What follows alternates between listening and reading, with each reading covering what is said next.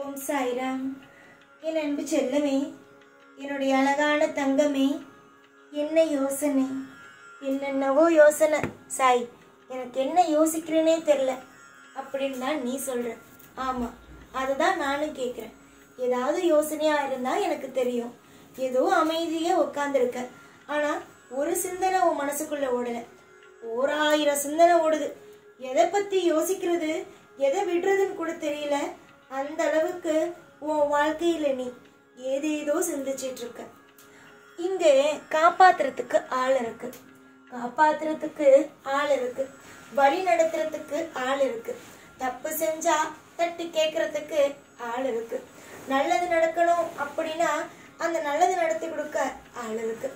இப்படி எல்லா விஷயத்துக்கும், இன்னும் ஏராளமான விஷயத்துக்கும் ஆள் இருக்கு. எல்லாமே தெய்வம்.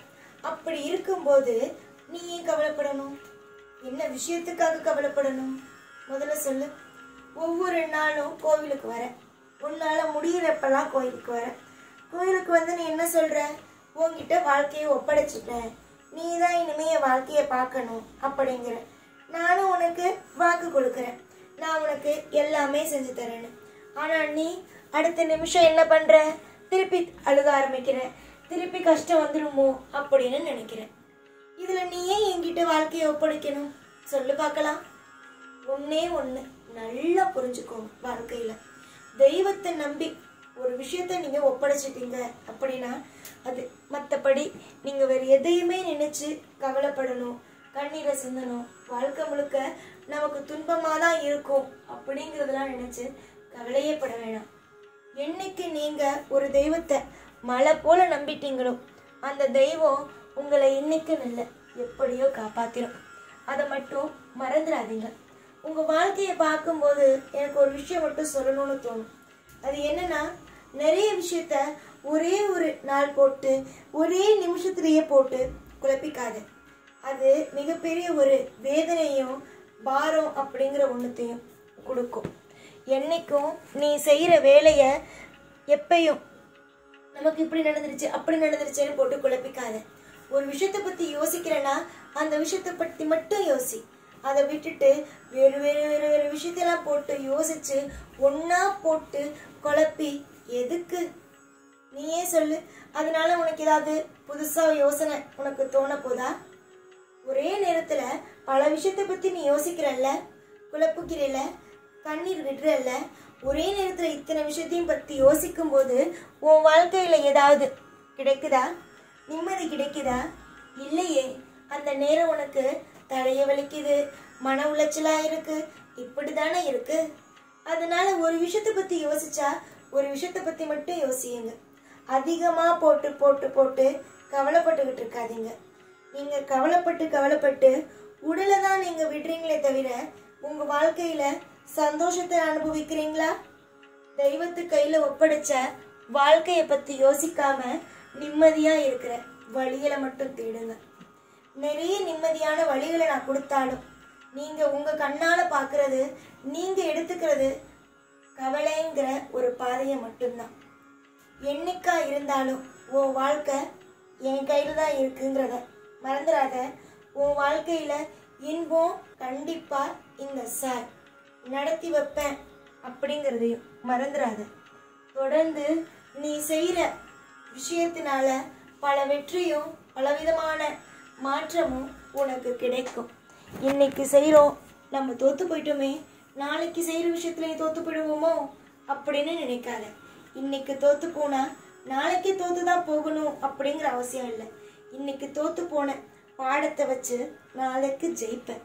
அதுவும் எல்லாரும் சொல்லி நீ கேள்விப்பட்டிருப்பியே அபரிவிதமான ராஜயோகம்னு, அது உனக்கு நாளையிலிருந்து கிடைக்க ஆரம்பிக்கும்.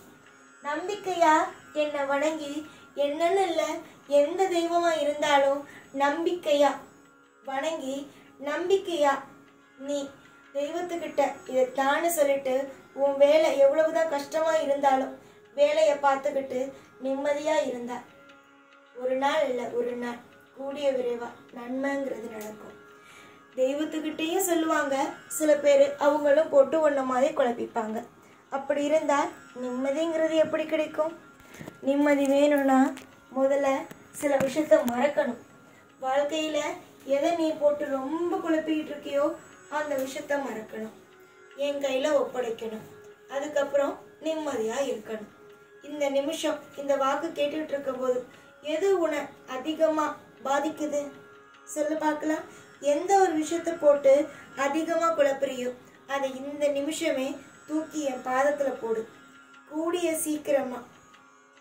சீக்கிரமா நீ எதை இப்போ இந்த நிமிஷம் என் பாதத்தில் போட்டியோ அதுக்கான விடை கிடைக்கும்.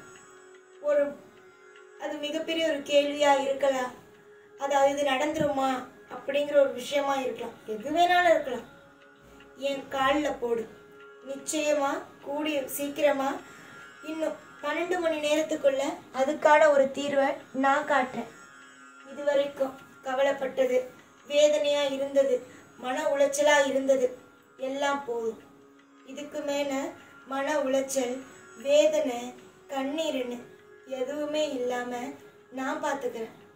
தொடர்ந்து நீ முயற்சி செய்கிற காரியத்துல வெற்றிங்கிறது உண்டாகட்டும்.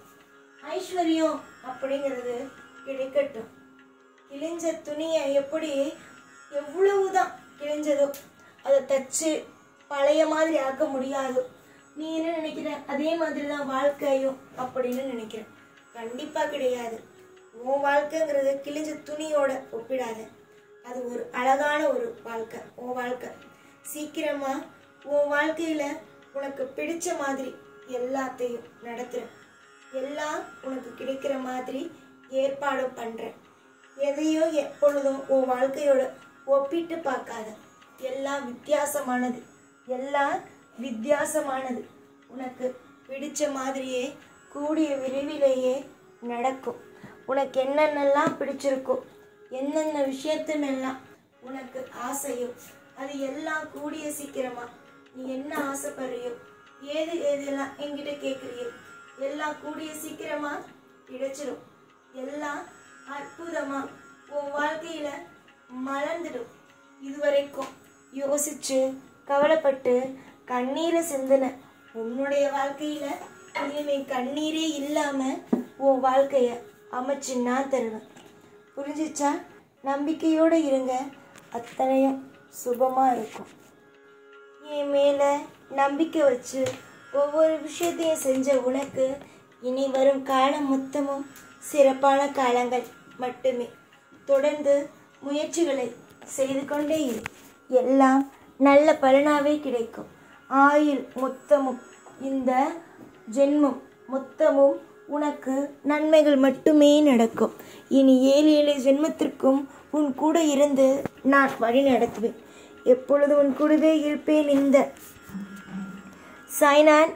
ஓம் சாய்ராம்.